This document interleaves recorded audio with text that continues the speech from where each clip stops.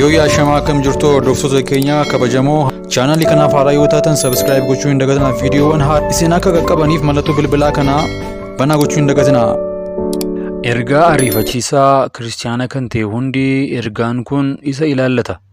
Bara kana keessa baay'een keenya macaafa qulqulluu soft koppiidhaan bilbilarraa, koompiyuutaraa fi taabileetii irraa fayyadamna. Kanaaf versionii macaafa qulqulluu isa NIV New International Version jedhamu baay'een keessan ni beektu jedheen yaada. NIV kan hin beekneef immoo dhaabbata macaafa qulqulluu akka addunyaatti hard copy fi soft koppiidhaan raabsuu fi afaan garaagaraatti hiikuu jechuudha. Macaafa kana yeroo jalqabaaf bara 1978 publish kan godhe yookaan kan maxxanse nama John Drefan jedhamu yoo ta'u, bara 2011 kaasee garuu nama Harper Collins jedhamutu maxxansuu jalqabe.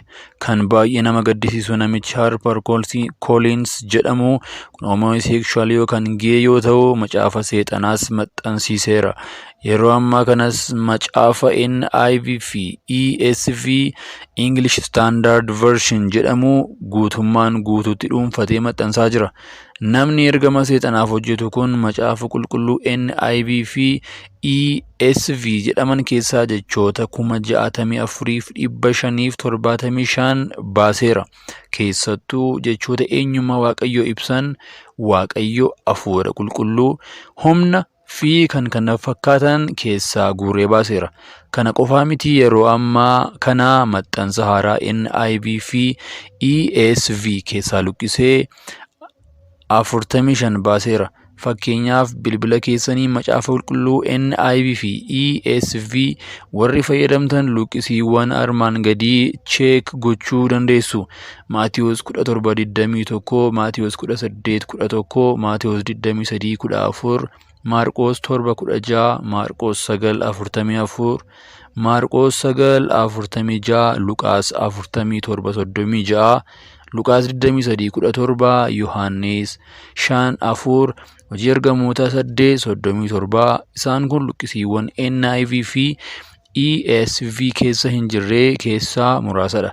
Tarii kanaan dura kutaa macaafa qulqulluu dubbisuu barbaadan appilikeeshinii keessan keessaa yeroo bantan isin qunnamee ta'a, yookiin immoo utuma dubbistanii jecha missing jedhu argitan ta'a. Yoos macaafni isin fayyadamaa jirtan NIV yookaan ESV dha jechuudha. Warri ergama seexanaa fudhatanii ka'an kun macaafa qulqulluu keessaa jechoota yaasuudhaan kiristaanota burjaajessaa jiru. Kanaaf maal haa goonu? Tokko, macaafa qulqulluu hard copy yookaan isa waraqaa dur fayyadamuu. Kana irratti yeroo ammaa kana kiristaanonni baay'ee macaafa qulqulluu baatanii waldaa kiristaanaa hin dhaqan. Kaan isaanii manattiyyuu hin qayyabatani. Manaayyuus hin qaban. Kan qabanis mana keessatti dhukkee dhugaa jira. Parsantii baay'een garuu hard copy hin qaban. Kun immoo seexanichis baay'ee barbaada. Macaafa isa waaqarraa, macaafa isa waraqataa kana balleessanii soft copy qofaa gochuuf wanta baay'eetu godhamaa jira. Sababni isaas yoo waraqanni kun lafarraa dhabame namni hundumtu soft copy fayyadamuu jalqabaa. Yeroo kana dhaabbanni warri seexanaa kun softweerii macaafa qulqulluu isa soft copy kanaa ni balleessu. Sana booda kiristaanni macaafa qulqulluu dubbisuu hin qabu, harka qullaatti hafaa jechuudha. Naaf adaraa keessan isa waraqataa sana bitadhaa, manallee godhadhaa. 2, soft copy yoo fayyadamne immoo appilikeeshinii macaafa qulqulluu isa durii fayyadamuu, jechuunis isa update ta'e bilbila keenya irratti fe'uu. 3, appilikeeshinii baayibilii keenyaa update gochuu dhiisuu. Tarii yoo goone immoo sirriitti cheek gochuu. 4, paabilisharii birootiin yookaan macaafa qulqulluu kaampaanii birootiin maxxanfaman fayyadamuu. Fakkeenyaaf KJV isa jedhamu fayyadamuu dandeenya. Obbolaa koo, seexanni akka yeroon irratti dhume beekee humna isaa guutuudhaan hojiirra jira. Kanaaf macaafota soft koppiidhaan dhufan hundumaa bilbila koompiyuutaraa fi taabii keenya irratti fe'uu hin qabnu. Adda baafachuun dirqama ta'a. Isa waraqataa immoo bitadhaa. Waldaan kiristaanaas irratti hojjechuu qabdi. Dhaloonni amma macaafa qulqulluu manatti gatee harka qullaa gara waldaatti yaa'a. Warri waldaa geggeessanis ta'e warri tajaajilan cal jedhanii ilaalu. Ergaa adaraan Ergaa daraan isin irra jiraatee bilisummaa keessanii macaafa qulqulluu bitadhaa ajandaa keessan waliin gara waldaa kiristaanaatti qabadhaa kottaa jedhanii ofii keessaniifis baatadhaa. Egaan ergaa kana sheer gochuudhaan kiristaanota hundumaa biraan gahaa. Waaqayyo gooftaan macaa bara keessan hundumaa eebbisuu eebbifamaa. Ayota singenye gatiidhaan nuuf meerra iganu lole atsamiin daagana waan Yesuus nuuf ta'e barumaan yaadanna sitnaaf waaqa sinnaaf waaqa sinnaaf waaqa sinnaaf waaqa Yesuus sinnaaf waaqa sinnaaf waaqa sinnaaf waaqa sinnaaf waaqa sinnaaf waaqa Yesuus sinnaaf waaqa sinnaaf waaqa waaqa biraa hin qabu saduu aduu beeke haleluyaa sinnaaf waaqa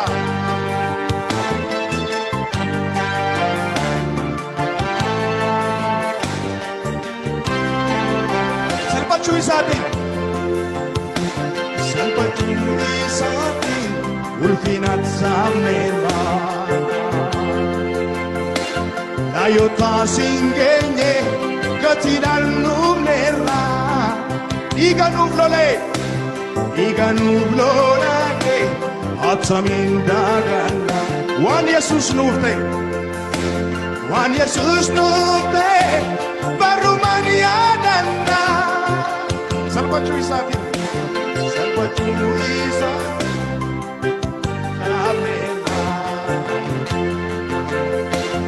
ayota singenye gatiidhaan nuuf meerra dhiiganuuf lolake atsamiin daagana waan Yesuus nuuf ta'e barumaan yaadanna haleluyaa.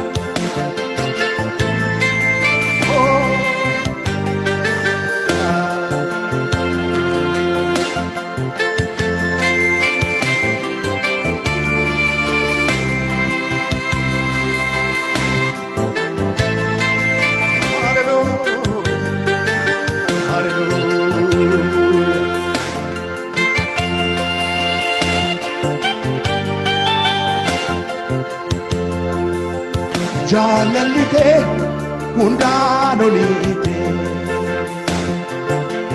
lubbuu keenya amma naaf kennitutti maal jaalalli kanarra caalu Yesuus koo eenyuun si mala jaalalli kee hundaan oliite haleluyaa lubbuu keenya amma naaf kennitutti maal jaalalli kanarra caalu Yesuus koo eenyuun si mala jaalalli kee hundaan oliiti jaalalli kee hundaan oliiti haleluyaa lubbuu keenya amma naaf kennitutti maal jaalalli kanarra caalu haleluyaa Yesuus koo eenyuun si mala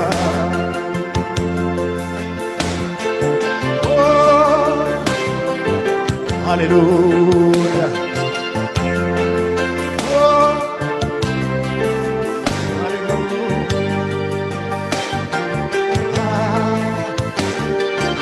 haleluyaa